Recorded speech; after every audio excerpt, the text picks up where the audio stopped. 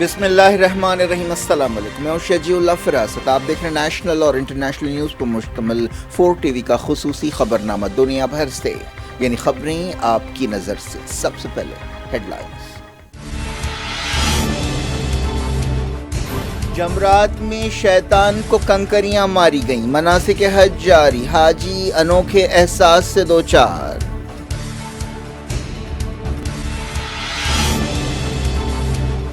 کئی ملکوں میں عید الاضحیٰ کا پہلا دن، اقصی میں 1 لاکھ فلسطینیوں نے نماز ادا کی۔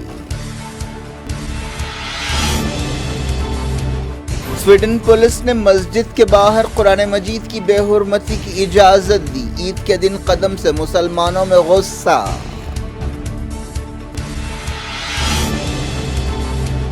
فرانس پولیس نے کار نہ روکنے پر 17 سالہ نوجوان کو گولی مار دی، بڑے پیمانے پر احتجاج شروع۔ میکرون نے کہا پولیس کی کارروائی ناقابل معافی ہے۔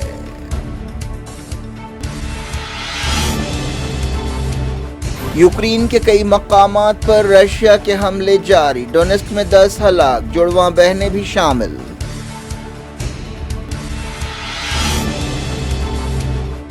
امریکہ نے یوکرین کے لیے $500 ملین کی اضافی فوجی مدد کا کیا اعلان، سوئٹزرلینڈ نے رشیا پر لگائی نئی پابندیاں۔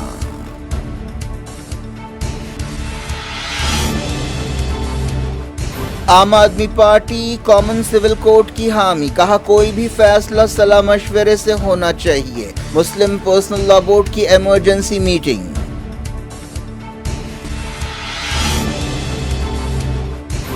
سرجری کے دوران خصوصی لباس کی اجازت دی جائے، کیرالہ کی باحجاب میڈیکل اسٹوڈنٹس نے کیا مطالبہ۔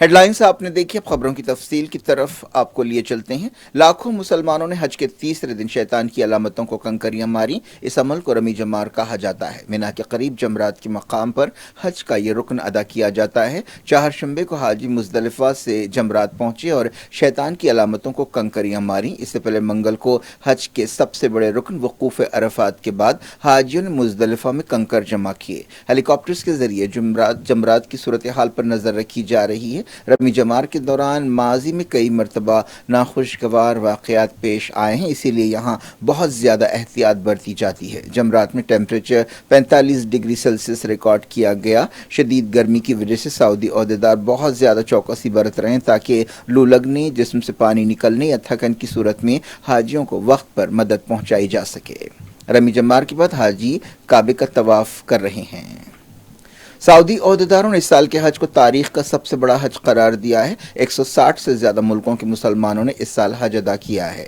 3 سال بعد پہلی مرتبہ کسی بھی قسم کی کوئی پابندی نہیں ہے۔ اس سے پہلے 2020، 2021، 2022 میں کرونا وائرس کی وجہ سے حج میں حاجیوں کی تعداد کو بہت محدود کیا گیا تھا، لیکن اس سال ایسی کوئی پابندی نہیں ہے۔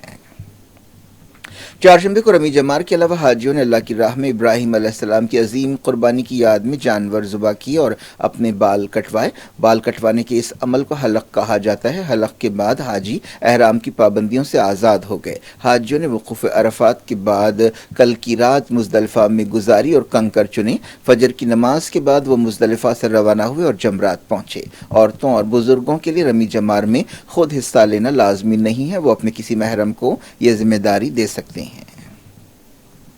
حج ادا کرنے والوں نے اس خوش نصیبی کے حاصل ہونے پر خوشی کا اظہار کیا ہے اور کہا ہے کہ وہ ایک بہت ہی اچھے احساس سے گزر رہے ہیں۔ جرمنی سے تعلق رکھنے والے ایک حاجی محمد توکماک نے بتایا کہ یہ ان کی زندگی کا سب سے خوبصورت اور عظیم لمحہ ہے۔ انہوں نے کہا کہ وہ کم عمری میں حج ادا کر رہے ہیں۔ انہوں نے یہاں کے انتظامات کی تعریف کی۔ سیریا سے تعلق رکھنے والے محمد معروف نے، جو اب جرمنی میں رہتے ہیں، بتایا کہ وہ اللہ تعالیٰ کا شکر ادا کرتے ہیں جنہوں نے حج کا تجربہ عطا کیا ہے۔ وہ بہت پرجوش محسوس کر رہے ہیں۔ سیارا لیون کے یوسف قابو نے کہا کہ ان کے لیے ان کے جذبات اور احساسات کو بیان کرنا ناممکن ہے، وہ ایک عظیم احساس سے دوچار ہیں۔ انڈونیشیا کے حتیٰ حسین نے کہا کہ قدم قدم پر انہیں سعودی حکومت کے اچھے انتظامات کا احساس ہو رہا ہے۔ انڈیا سے تعلق رکھنے والے ناظم حسین جعفری نے کہا کہ پورے سفر کے دوران انہیں بہت مددگار ماحول ملا۔ ایک دن پہلے حج کا خطبہ دیا گیا تھا. اس خطبے میں مسلم دنیا میں اتحاد پر بہت زیادہ زور دیا گیا. حال ہی میں سعودی عرب اور ایران نے جو مسلم دنیا کی بڑی طاقتیں ہیں اور حریف طاقتیں ہیں تعلقات بحال کرنے کا فیصلہ کیا تھا، اور دوستی اور میل ملاپ کے اس ماحول سے مسلم دنیا پر بہت اچھا اثر پڑ رہا ہے. سعودی عرب، UAE اور دنیا کے کئی ملکوں میں چہارشنبے کو عید الاضحیٰ منائی گئی. حکمرانوں نے اپنے پیام میں دنیا بھر کے مسلمانوں کو اور اپنے ملکوں کے عوام کو مبارکباد دی. عید کے پہلے دن عید کی نماز ادا کی گئی اور جانوروں کی قربانی دی گئی. ان ملکوں میں عید اور 2 دن منائی جائے گی اور جانور ذبح کیے جائیں گے. انڈیا میں عید کا پہلا دن جمعرات کو ہے. مسجد اقصی میں اسرائیلی پابندیوں کے باوجود 1 لاکھ سے زیادہ فلسطینیوں نے عید کی نماز ادا کی. فلسطین کے وقف ڈپارٹمنٹ نے یہ بات بتائی. فلسطینی تنظیموں نے عوام سے اپیل کی تھی کہ وہ زیادہ سے زیادہ تعداد میں مسجد اقصی میں جمع ہوں اور اسرائیلی منصوبوں کو ناکام بنائیں. اسرائیلی مسجد اقصی کو تقسیم کرنے کے ایک ناپاک منصوبے پر کام کر رہے ہیں. ایسا ایک قانون اسرائیلی پارلیمنٹ میں پیش کیا گیا ہے. اسرائیلی پولیس نے عید کی نماز کے بعد قدس میں 18 فلسطینی نوجوانوں کو گرفتار کیا. سویڈن کی پولیس نے اسٹاک ہوم کی ایک مسجد کے باہر قرآن مجید کو جلانے کے ایک منصوبے پر عمل کی اجازت دی ہے. سویڈن میں اس سے پہلے بھی ایسی گستاخانہ حرکتیں کی گئی ہیں جس سے پوری دنیا کے مسلمانوں میں غصہ پیدا ہوا تھا. تازہ واقعہ ایک ایسے وقت پیش آیا ہے جب مسلمان عید الاضحیٰ منا رہے ہیں. پولیس نے ایک تحریری فیصلے میں احتجاجیوں کو قرآن مجید کی بے حرمتی کی اجازت دی، حالانکہ اس کے سیکیورٹی کے حوالے سے بہت برے اثرات پڑ سکتے ہیں. سویڈن کی ایک عدالت نے 2 ہفتے پہلے ایسی ہی ایک درخواست کو رد کر دیا تھا. سمجھا جا رہا ہے کہ اس مسئلے پر سویڈن ترکی تناؤ میں اضافہ ہوگا اور ترکی سویڈن کو نیٹو میں شامل ہونے سے روکنے کے اپنے سٹینڈ پر قائم رہے گا. نیٹو چیف جینس اسٹالٹنبرگ نے حال ہی میں امید ظاہر کی تھی کہ جولائی میں نیٹو سمٹ سے پہلے ترکی اس کے لیے تیار ہو جائے گا. فرانس میں پولیس نے ایک 17 سالہ نوجوان کو گولی مار کر ہلاک کر دیا، جس کے بعد پیرس میں بڑے پیمانے پر احتجاج شروع ہو گیا.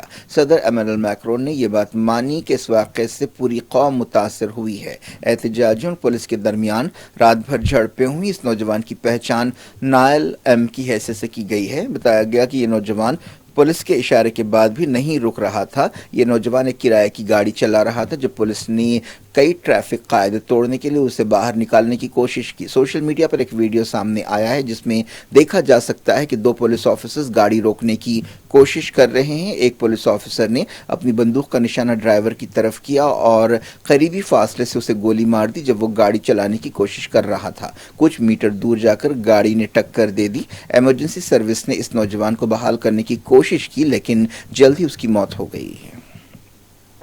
صدر میکرون نے پولیس کی کارروائی کو ناقابل معافی قرار دیا ہے اور کہا ہے کہ اس کی کوئی وجہ یا کوئی جواز نہیں ہو سکتا. حکومت نے تناؤ کم کرنے کی کوششیں شروع کر دی ہیں. مقامی لوگوں نے پولیس ہیڈ کوارٹر کے باہر احتجاج کیا. سڑکوں پر جگہ جگہ ٹریفک پولیس تعینات کی گئی ہے. حالیہ عرصے میں فرانس میں حکومت کے خلاف بڑے پیمانے پر مظاہرے کیے گئے ہیں. خاص طور پر بے روزگاری اور مہنگائی جیسے معاشی مسائل کی وجہ سے یہ مظاہرے کیے گئے تھے. رشیا نے یوکرین کے کئی مقامات پر حملے جاری رکھے. ڈونیٹسک علاقے میں کراموس شہر میں رشیا کی شیلنگ میں 10 لوگ ہلاک ہو گئے اور کئی زخمی ہوئے. مرنے والوں میں 14 سال کی 2 جڑواں بہنیں بھی شامل ہیں. یہ شہر یوکرین کے کنٹرول میں ہے لیکن ان علاقوں کے قریب ہے جہاں پر رشین فورسز کا کنٹرول ہے. یوکرین کے صدر وولودیمیر زیلنسکی نے کہا کہ رشیا کو کسی بھی حالت میں شکست دینی چاہیے، خصوصی عدالتیں بنانی چاہیے اور رشیا کے تمام قاتلوں اور دہشت گردوں کے خلاف مقدمہ چلانا چاہیے. خارکیف میں رشیا کی شیلنگ میں 3 لوگ ہلاک ہو گئے ہیں. ویگنر کے چیف یوجینی پریگوزن بیلاروس پہنچ گئے ہیں. خود صدر بیلاروس الیگزینڈر لوکاشینکو نے اس بات کو کنفرم کیا. سیٹلائٹ تصویریں بھی جاری کی گئی ہیں جن میں دیکھا جا سکتا ہے کہ ویگنر چیف کے سے متعلق گاڑیاں ایک ہوائی اڈے پر کھڑی ہوئی ہیں. رشیا کے صدر ولادیمیر پوٹن نے ان رشین سپاہیوں کی تعریف کی ہے جنہوں نے ویگنر کی بغاوت کو کمزور کیا. کرملن نے ایک مصروف ریسٹورنٹ پر حملے کے بعد کہا کہ وہ صرف ان مقامات کو نشانہ بنا رہا ہے جس کا تعلق فوج سے ہے. اس واقعے میں جس میں ریسٹورنٹ کو نشانہ بنایا گیا 4 لوگ ہلاک ہوئے. لتھوینیا اور پولینڈ کے پریزیڈنٹس نے کیف کا دورہ کیا اور یوکرین سے یکجہتی کا اظہار کیا.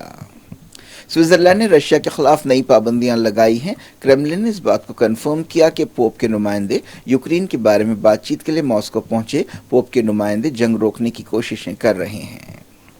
امریکہ کا ایک سروے سامنے آیا ہے جس میں کہا گیا کہ زیادہ تر امریکنز یوکرین کو ہتھیار دینے کے حامی ہیں۔ اس دوران امریکہ نے یوکرین کے لیے $500 ملین کی اضافی سیکیورٹی مدد کا اعلان کیا۔ ڈیفنس ڈپارٹمنٹ نے ایک بیان میں یہ بات کہی۔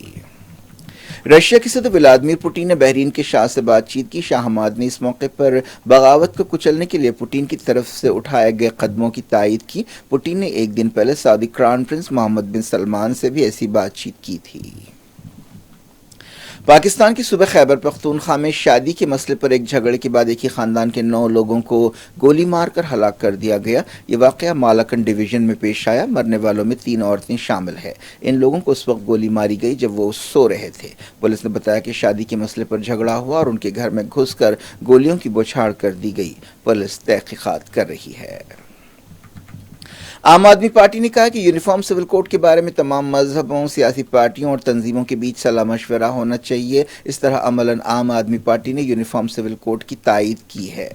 عام آدمی پارٹی کے قومی سیکریٹری سندیپ پاٹھک نے news agency P T I سے بات چیت کرتے ہوئے کہا کہ ہم اصولی طور پر یونیفارم سول کوڈ کی تائید کرتے ہیں کیونکہ آرٹیکل 44 کہتا ہے کہ ملک میں یونیفارم سول کوڈ ہونا چاہیے، لیکن اس پر ہر ایک سے صلاح مشورے کے بعد ہی عمل ہونا چاہیے۔ ایک دن پہلے وزیر اعظم نریندر مودی نے بھوپال میں یونیفارم سول کوڈ کا کیس پیش کرتے ہوئے کہا تھا کہ انڈیا 2 قانونوں کے ساتھ نہیں چل سکتا۔ دستور نے خود کہا ہے کہ سب کے لیے برابری ہونی چاہیے۔ یونیفارم سول کوڈ کے بارے میں ایک بحث شروع ہو گئی ہے۔ اپوزیشن پارٹیوں کا کہنا ہے کہ حکومت اصل مسائل پر سے توجہ ہٹانے کے لیے یونیفارم سول کوڈ کا مسئلہ اٹھا رہی ہے۔ اس دوران all India Muslim personal law board کی ایک ہنگامی میٹنگ ہوئی جس میں یونیفارم سول کوڈ کے مسئلے پر غور کیا گیا۔ نریندر مودی کے بیان کے پس منظر میں یہ میٹنگ ہوئی اور حکومت کو یونیفارم سول کوڈ پر عمل کے خلاف خبردار کیا گیا۔ ممبئی میں مانسون کی بارش زوروں پر ہے۔ بارش سے کم ایک عورت ہلاک ہو گئی ہے اور بعض گھر گر گئے ہیں۔ موسم عہدیداروں نے اور بارش کی پیش قیاسی کی ہے۔ کیرالہ کے ایک میڈیکل کالج کی اسٹوڈنٹس نے پرنسپل کو خط لکھتے ہوئے سرجری کے دوران اپنے لیے خصوصی لباس کی اجازت مانگی ہے۔ سمجھا جا رہا ہے کہ اس سے حجاب کے بارے میں تنازع پیدا ہوگا۔ ان لڑکیوں کے مطالبے پر غور کے لیے ایک کمیٹی بنائی گئی ہے۔ پرنسپل ڈاکٹر لیناک مورس نے کہا کہ اس سلسلے میں ایک کمیٹی بنائی گئی ہے جو 10 دنوں کے اندر کوئی حل پیش کرے گی۔ ان لڑکیوں نے سوال کیا کہ وہ کس طرح حجاب کے اصولوں پر عمل کرتے ہوئے سرجیکل ڈیوٹیز ادا کر سکتی ہیں اور ایک بیلنس قائم کر سکتی ہیں۔ یہ لڑکیاں گورنمنٹ میڈیکل کالج ترووننتھاپورم میں MBBS کا کورس کر رہی ہیں۔ کیا کچھ ہو رہا ہے آپ کی دنیا میں؟ آخر میں ہیڈ لائنز دنیا بھر سے ایک بار پھر دیکھتے ہیں۔ جمرات میں شیطان کو کنکریاں ماری گئیں، مناسک حج جاری، حاجی انوکھے احساس سے دوچار۔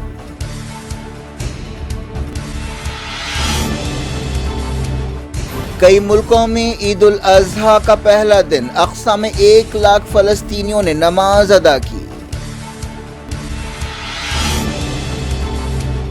سویڈن پولیس نے مسجد کے باہر قرآن مجید کی بے حرمتی کی اجازت دی، عید کے دن قدم سے مسلمانوں میں غصہ۔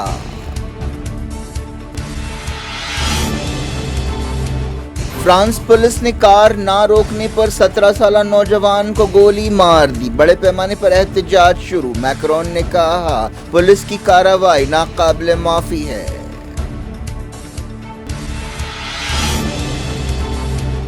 یوکرین کے کئی مقامات پر رشیا کے حملے جاری، ڈونیٹسک میں 10 ہلاک، جڑواں بہنیں بھی شامل۔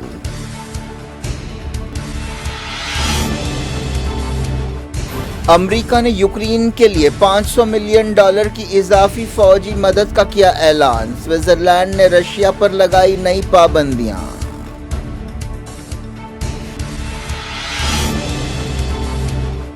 عام آدمی پارٹی کامن سول کوڈ کی حامی، کہا کوئی بھی فیصلہ صلاح مشورے سے ہونا چاہیے۔ مسلم پرسنل لاء بورڈ کی ایمرجنسی میٹنگ۔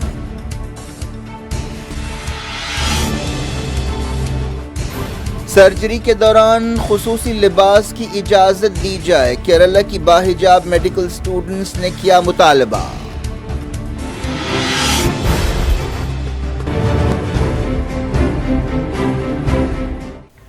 یہ تھی آج کی خبریں۔ شیڈول افراست کو دیں اجازت اور اپنا بے حد خیال رکھیں۔ اللہ حافظ۔